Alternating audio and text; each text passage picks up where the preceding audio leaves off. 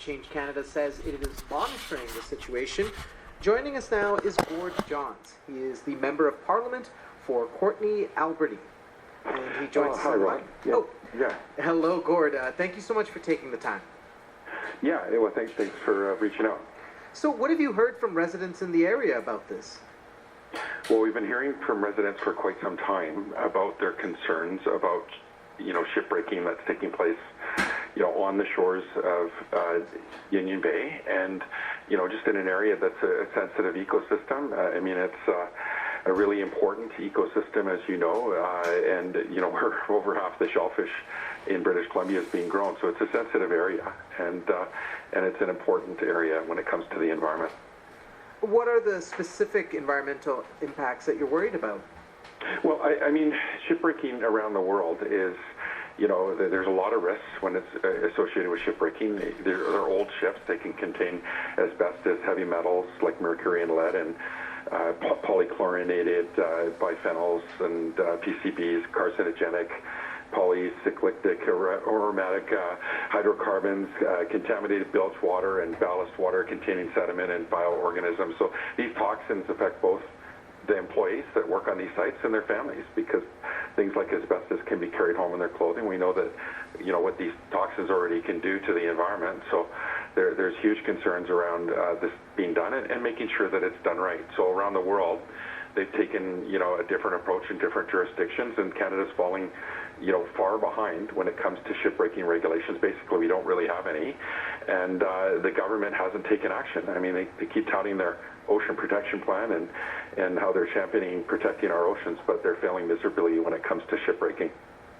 Well, with regards to this specific incident, Environment Canada told us that there is an absorbent boom that was put in place around the vessel in question. Mm-hmm. How satisfied are you with that response? Well, I'm not satisfied. Their response right now is literally, it's a reactive policy that they've got in place.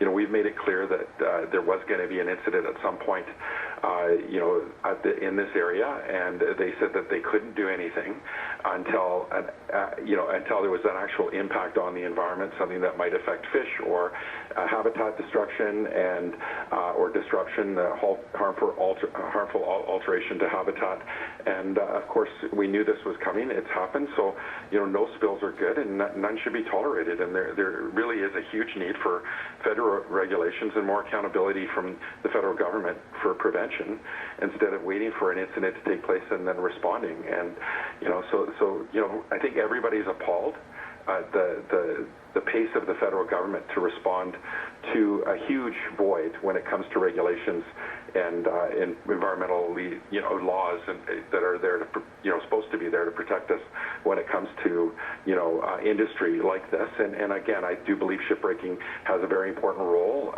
in both our economy and our responsibility to for the end of life of vessels. But in this case right now, Canada is failing on the international stage in terms of protecting Canadians and our waterways.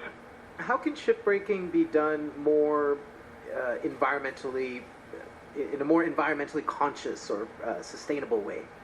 Yeah, so I know that there's 3 international conventions. There's that are regulating shipbreaking around the world: the Basel Convention, the Hong Kong Convention, and the EU Ship Recycling Regulation. And the Basel Convention was ratified by Canada back in 1992, and it's intended to stop developed countries from shipping hazardous waste, including old ships, to developing countries. And it provides really sound recommendations on procedures, processes, and practices to ensure safe and environmentally sound practices, as well as advice on monitoring and verification of environmental performance. So you can, in some jurisdictions, like in Europe, they list, shipbreaking yards that have, designed and are in place that are there, suitable for shipbreaking, where they're not going to have a release of, these toxic, elements that I've described.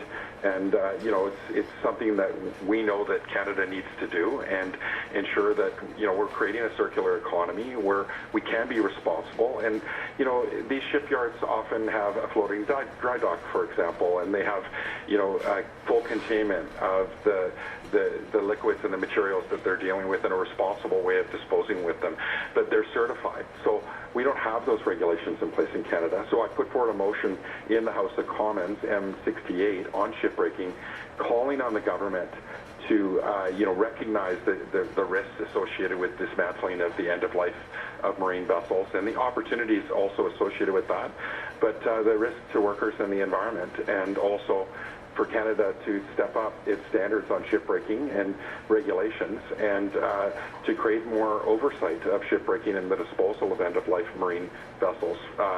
So it's really critical that Canada move rapidly, because this incident is happening, and it's going to continue to happen unless there's regulations in place and the federal government moves swiftly. And they need to take action, and they need to lead. All right. Well, Gord, we'll leave it there. We appreciate you taking the time. Thank you so much. Yeah, thanks for covering, Rohit, and we're really hoping that the government will act rapidly so that they don't wait for another incident to respond to. All right. We'll have to check in on this again. Thank you. Okay. Stay safe. Bye now. That's Gord Johns, the member of Parliament for Courtenay